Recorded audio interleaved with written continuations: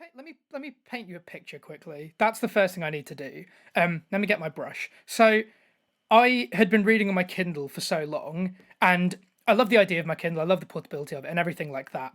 But then what happened is I got a really good assessment at work, and because of that, I thought I'd treat myself to a physical book as a little treat. So I went into Waterstones to buy like a book, and then I just got so enamored with all these books there. So then what I did was after that I just started looking at more and more books, and Vox caught my eye because of the premise. Now the premise of Vox is that women in America have got 100 words as their quota. They can speak 100 words. They have a word counter which monitors this, and if they go above it, they get electrocuted. So I thought that was really interesting. I was like, oh, hang on a second. Is this like some sort of horror? Is this some sort of thriller? What's going on here? So I got Vox, and I was very interested. I was very intrigued, and I was like, because it was dystopian, because it's this dystopian world with this high quota, right? With this, with these high stakes, even 100 words. That's all you have every day. So I'm just like, immediately I thought 1984 or something like Handmaid's Tale, right? So I was like, if Vox falls into the line of this, but more contemporary, more befitting of our time, a modern day Handmaid's Tale in 1984. Well, that's fantastic. Then that's just taking the cake. So I was so excited to read Vox. I was like, this is going to make me chat. This is gonna bring something like the boys did with Watchmen in TV. Vox is going to bring like 1984, which is timeless in and of itself. It's going to bring it though into bleeding 2020. So I was excited, into the 21st century. That I really wanted to like Vox, but Vox is extremely disappointing because a lot of it is flat. It's all flat and one dimensional. So what I mean by that is that so in the acknowledgement section it says thank you to this person. It says that for a book that was written in 2 months, right? A book should not be written in 2 months. I can tell you this right now. It's saying like this book is written in 2 months, like some sort of compliment, but it's just that's not a compliment. No, no, but it's just like there's a reason it's Stephen King-esque and not like a more generic word for it, because only Stephen King on cocaine can do that. It's just like you've got this book that was written in 2 months, and it's like saying, oh, I've been written in 2 months. And it shows that it's been written in 2 months because none of it is developed. So you've got the premise, which I was hooked into this premise. It falls flat almost immediately, and it's got So you know what? I'm just going to spoil everything. So the first thing I thought. What was the first thing I thought with regards to the this premise? Like I was like, okay, they can't speak. First thing I thought was, so there's going to be some sort of sign language going on. They've been in this world for 1 year, for 2 years. There's some sort of sign language going on. No sign language. So in my head, I thought, okay, that's because the counters will monitor sign language in some way. There must be some sort of camera. Now there are cameras at the front and the back of the house, but not in any of the bedrooms. No microphones in any of the bedrooms. Do you know how I know that? Because Vox directly references 1984 in that there is not that level of scrutiny. There is not that level of scrutiny. So so I was like, okay, but maybe there's a reason I just haven't thought of, but it's explained. Will they not have any form of sign language? Is that not something that they might have going on? Now, it doesn't bring it up. Now, the reason it doesn't bring it up is because I'm like, maybe I haven't thought of it. Maybe I haven't thought of it. That's fine. My fault. Mea culpa. I don't know law. Mea culpa. So later at the end of the book, someone knows sign language. They all start doing sign language. I'm just like, where was this at the beginning of the book? You've had 1 year, you've had 2 years to come up with some sort of non-verbal communication, and it's just not happened. Do you see what I mean? That is just a plot hole that's in the book that I don't know what to do with that. Do you know what I mean? Like I don't know what to do with that. So it's like things like that happen in the book, and I don't know what to do with it. I don't know how to process it, and it makes such a good premise fall flat. It makes it so inconsequential, basically, which I don't like. I don't enjoy that at all. It's not good. It's not good at all. Okay, now that you know the premise, this is basically the story as succinctly and as well as I can say it, despite being so flat and like unengaging and like just leading absolutely nowhere. So the story is this. Dr. Jean McClellan. She is, a neurolinguist, one of the leading neurolinguists in her field, in the country, maybe in the world, probably. She's been out of work for as long as this regime is going. I think that's 2 years at this point, and she gets called back into work because the president's brother has a skiing accident for the Verinka's area. Is that what it is? Werinka's area? Wernicke's area. Okay, so yeah, yeah, has a skiing accident. So that area, Wernicke's area. Yeah, so that area, Wernicke's area, has been like damaged. So she is like she's been brought in to try and help reverse that because the president's brother is like a big confidant to the president, a big like one of the big aides to the president. So she gets brought in for that, and that happens maybe I can't even tell you when that happens. Maybe a third of the way into the book, and the rest of it is just her. Like the thing is, this idea does just it just doesn't get explored. So it's her doing that, and then it's her trying to figure out what's going on because all the equipment there has been set up for longer than the president's brother has had an accident, and the reason for that is because they're going to do a bioweapon that's going to make all of Europe have the problem where they like speak, but it's nonsense words. Like so, the all it's going to damage that area of everyone's brain. So then America controls the world, and it's something like that. So she has to stop it. Sure, sure. Yeah, there's like a healthy amount of pseudoscience in there, exactly. But like, that's that's going to happen. America's going to do that. This regime's going to do that. And she has to stop it, and it gets resolved super quick. And her finding this out happens super quick. This happens over the space of like a couple of days or something, or like maybe a week, 2 weeks or something. Um, and it's just that's just mad, right? And then it gets resolved off. It gets you don't even read when it gets resolved, so it gets resolved via her husband taking the serum that they've made and putting it into the water supply of this presidential meeting that they're having. He puts it in the water supply in the coffee, something like that, and he also dies in the process. You know what? I know where to start from the story. I'm just gonna say this. For a book that talks about women and women having a voice and women, rising and they're not part of society and they should be part of society and we have to fight for that. It's just ironic that a man saves the day. It's just ironic that that happens. Do you know what I mean? Like because this whole thing is going on, and then a man just does the final thing which saves everyone, and I'm just like, what? Like, so her husband is called Patrick, and Patrick just gets the short end of the stick throughout the whole book, basically. She's been cheating on him for 2 years. She talks about how she hates him and how she's weak, how he's weak, sorry. She talks about how he's weak, how, all of this is going on, and so there's all this stuff. And like, the person that he's cheating on, her lover, Lorenzo, right, who is an Italian man. Do you know how I know that Lorenzo's Italian? Because the book tells me that Lorenzo is Italian every single time he's mentioned. Like in some way, shape, or form, I'll know that he's Italian.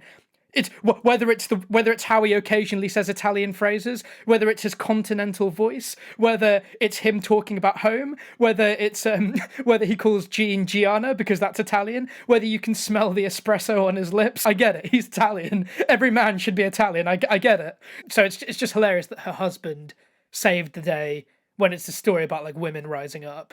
Her husband, who she's constantly called weak and passive, and who wouldn't do anything, who's done literally the master stroke at the end of the whole thing to make it all work to make it all work out. And during his funeral, at no point does she go, "Oh, I was wrong about my husband. Oh, he was stronger than I thought." It was just like, maybe I love my husband, but I'm going to go with Lorenzo with my family now. It's just like, okay, great. Just in passing thought. I'm going to put the volume down on my mic, I think, because I think I'm clipping because I'm just shouting so much.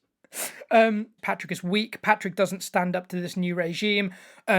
Patrick is, all these things. He's just so complacent with everything. Even though he wants to do something, he's too weak to actually do anything. Whereas Lorenzo does things like be rude to people. Great. Does Lorenzo actively protest against the regime? No, he still works for them. He still does everything that he would do. The only thing Lorenzo does is that he cheats with Jean. So he sleeps with Jean. Like, he does this affair with her, right? And he's rude to people, which she's like, "Oh, I love that Lorenzo's rude to this man because Patrick would never have been rude to this person, but Lorenzo is." And I'm just like, that's not something that you should promote in men. You should not promote that to be. And so like, there are other bits like that as well. So, for example, there's this bit where a guy spits in her car, and drives off, and she's like, like Patrick would have just, wiped the spit off and gone on with his day, but Lorenzo would have gotten out of the car and punched him. That's why I love Lorenzo. And I'm just like, is that a good thing though? Is that a good thing that Lorenzo would have done that? Like, so it's just it's just funny that a book that talks about the dangers of sexism portrays masculinity in a way that is ironically toxic. You're masculine if you want to punch someone, if you want to be rude. God forbid that you want to be gentle. Being gentle is for pussies, but then if you punch someone, then that's a real man. There's literally a bit where Jackie's friend Jean is literally just like, oh, there's two types of men, real men and sheep. And I'm just like, what a subjective binary way of putting something. And it's like, I would never do that for women. I wouldn't say there's two types of women. So it's just like, So just the way the book talks about this, it's just not. I really don't like it. Like, its ideals with regards to how women are and how men are.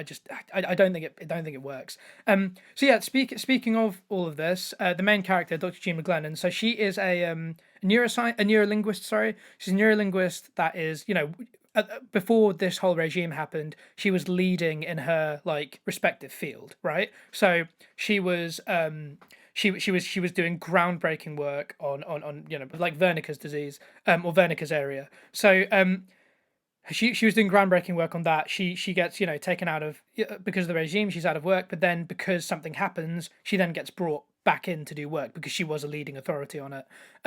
So the problem with her, firstly, she's incredibly dislikable. So one of the main reasons that she cheats on Patrick with Lorenzo is because it was a F you to the system. So they had an argument in the morning. I was like, that's just not a justifiable reason to cheat on your husband of 17 years. And she's like, oh yeah, but it's a loveless, sexless marriage. And I'm just like, great. So I'm just like, I don't think that's a good enough reason. And so she gets brought in. Now the thing is, she has. It really kind of startled me. She has like zero character development, like in the whole story. Things will happen to her, and like some of her like principles or preconceptions will be tested, and she won't respond to them in like a way that makes any form of sense. So, for example, there's one bit where she's like, "Oh, Patrick could be part of this resistance that's happening, this underground resistance that's happening. He could be part of that, right?" And so instead of being like, "Oh, Patrick could be part of that," maybe I was wrong about my husband. Maybe I should talk to him about this. Maybe he's stronger than I thought. The next thing she does is sleep with Lorenzo.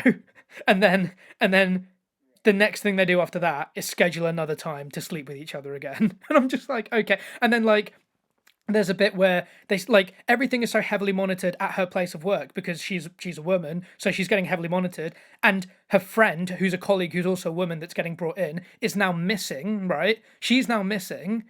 And she still sneaks off to have sex with Lorenzo in a different place. And after that, there's a bit where she goes, a thought creeped into my head or something. Am I being followed? I pushed that aside. No room to think about that. I'm like, why not? That's literally one of the first things you should be thinking about. It's one of the only things you should be thinking about at this point. Am I being followed? Because you probably are. Like, it's for a character that is meant to be so smart, she's so stupid. Like, the fact that she's doing all of this stuff and like not worrying about being followed, the fact that she is a leading authority on neurolinguistics and she hasn't come up with some sort of non-verbal language is mad. That is just mad that she hasn't done that. She's had 2 years to come up with this. Her husband is also her husband is also a doctor. I'm just like, between the two of them, they're smart enough to do something. So I'm just like, the fact that they haven't is mad. Like, again, I don't really care about her family or the supporting characters because they're just so one-dimensional. Their relationships really haven't been, like, they haven't been written thoroughly or succinctly.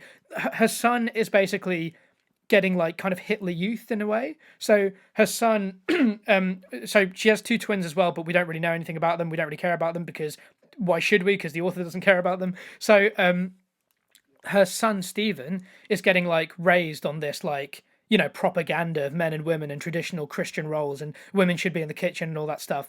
And so what's her response to that? She slaps him. Great. Fantastic. She loses her cool. She slaps him. I understand. He's provoking her. I understand that. Any meaningful conversation they have after that? No. Any meaningful way that because she's working again, because of like negotiating with the president and stuff, her word quota's gone. So do you see how I've not talked about the premise at all? Because it doesn't matter. It literally doesn't matter. At one point, the book becomes like some sort of thriller that gets resolved immediately because again, Patrick saves the day. It's hilarious as well because Patrick saves the day, and during his funeral, Jackie's friend, no, sorry, Jean's friend Jackie is like, "Oh, so what are you going to do? Go off with your man now?" Your man being Lorenzo, saying this at her husband's funeral. Literally, not even half a page later, talking about her lover. Like, oh. So do you see what I mean? Like, it's the world. I can't really talk again. The world. There's nothing to say. Like, there's a caricature of a president with a wife who's faking a smile, who used to be a former model, and America is the laughing stock of the world. Like, it could not be any more heavy-handed than it was in that. Like to try and compare it to Trump and everything like that. So it's just it just baffles me. It baffles me that this is what is happening. Like I just yeah, it's lazy. Again, this is it reads like a book that took 2 months to write. You know, just for context, there's a book I read called The Seven Deaths of Evelyn Hardcastle, and in the acknowledgements of that, the author was like, "I've been sitting on this idea ever since I was a child, and then I didn't do anything with it, and then it took me 3 months to plan it." Like and then it took me a further like 2 years to write it. So I'm just like, and it shows as well because there aren't plot holes, there aren't contrivances. Towards the end it gets a bit weird, but like as it's actually happening, it's lovely and you trust the book. As the book is happening, you trust that any question you have is going to get answered, and lo and behold, because the book is actually planned properly, questions do get answered that you have. So therefore they're not plot holes, it's just suspense and sort of lingering questions that you trust the book to answer. In this, it doesn't lead anywhere and it's so uneventful and nothing like again, it's just there's one character, right, who is she's a black character, right? There's two black characters, I think, and her whole purpose is just to say, "Oh, if you think this is men and women, think about how it's going to be with blacks and whites." Great. That's not world building. That's as surface level and lazy as you can get. That's not world building. Like, asking that question is not building a world and not developing characters. Asking that question is simply asking that question. That's something you do on day one of planning. That's something you do before you've even completed half of the first draft. Do you see what I mean? And this is in the book. This book, that, again, took 2 months to write because, again, this is a book that feels like that. So I'm just like, this book really depressed me as well because I was just like, there are like the arts are just the arts aren't a meritocracy. People work so hard and they make these things that they've really put their blood into. They've put their sweat, blood, and tears into blood, sweat, and tears even, and they've made this and they put something out and it's so hard to promote it. It's so hard to get it right. And it's just like just drivel like this just gets publicity. Do you know what I mean? Like it's just something stupid like this, and I'm just like and that really hurts. I'm angry now, like because I didn't want to be too harsh on it because I was like I'm just saying it's hard to write a book and it's all this. You know what? This book took 2 months and I paid like the RRP for this. I was just like, I was so excited to read this book and it's so bad. And there's other books that have been written that may not get like the publicity like this one, and they're just forgotten and they could be works of art. They could be absolute genius, posing actual good questions and nuanced characters and complex characters. When you start making something, everything's so ironically black and white. And when you start doing that, it's hard to relate to and it's hard to see yourself in this position, And I asked myself. So well, that's the thing as well. Like so Goodreads is great for like because I would say the Goodreads community rate things pretty. They're pretty harsh, I would say, or they're pretty strict. So it got like a 3 point something, like 3.6 or 3.78 something out of 5, and I was like, that's pretty good for Goodreads. That's pretty good. I have no idea who's giving this book 5 stars. I have like no idea. Like I don't know how you can say like. Because to say that you'd have to be like the characters are good. There's only one character and she's unlikable. The rest are just caricatures or cardboard cutouts. Lorenzo's supposed to be this macho person. She's literally cheating on her husband with him. I don't know why that's meant to be some sort of admirable quality. Like, it's like she's talking about how much Lorenzo would like fight against this. Lorenzo doesn't do anything until they're in a lab where they can do stuff. But it's like Lorenzo was just following orders up until that point. Yeah, he was being rude to people, but it's like, great. That's is that really resistance though? Is that any different to Patrick being part of an actual resistance? Like, oh man, like I just, oh, like it's, yeah. And so this book was like, it took up like I read this so fast so I could put it on my Goodreads reading challenge and just get it out of my memory as quick as possible. Like it was just it was not good. It was not good. Again, like this and like Moby Dick, it's just like they're the two that have just like like as I was reading it, I was like, right now this is at like a 2 out of 5 stars, but I want it to get better. Maybe it'll become a 3, 4. Maybe it'll do that, and it just so quickly went to a 1 and just stayed there. I was just like, there's no way this is. I with every next page, I was just pleading it to get better. I don't want a book to be bad. I want a book to be good. The more good books there are, the better we like that. Everyone benefits from that. But this book just wasn't that, and it's just you know it's really sad as well. It's really sad how a book like 1984 can be so timeless and so in its time and ahead of its time, and this book can't even nail the current climate properly. Like this book can't even nail the current social situation properly. Like that's mad. Also, it's hilarious because 1984 is arguably more fantastical than this book, arguably, because the whole world is just rewriting history whenever it wants. The whole there's so much surveillance and so much like stringent following of this and following of that, and that world is that world is scarier and easier to put yourself into than this world because this world is so flat and is full of inconsistencies. It's not explored properly. There's one character who's very unlikable, and everyone else is just a cart out. There's nothing. There's just nothing to it. There's no effective world building. There's no. Also, really quickly, the writing style. There's a lot of this. There's a lot of I did this, but then I didn't.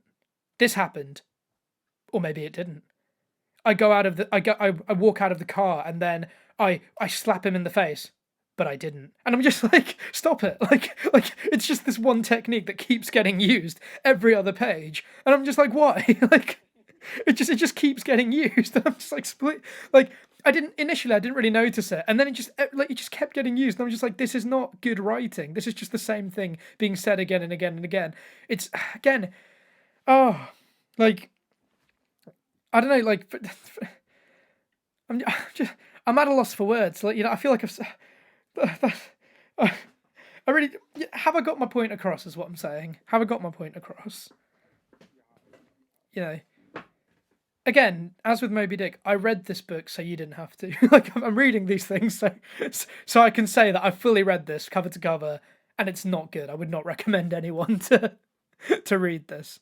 So yeah, Lord. So that's there's that. So I'm gonna I'm gonna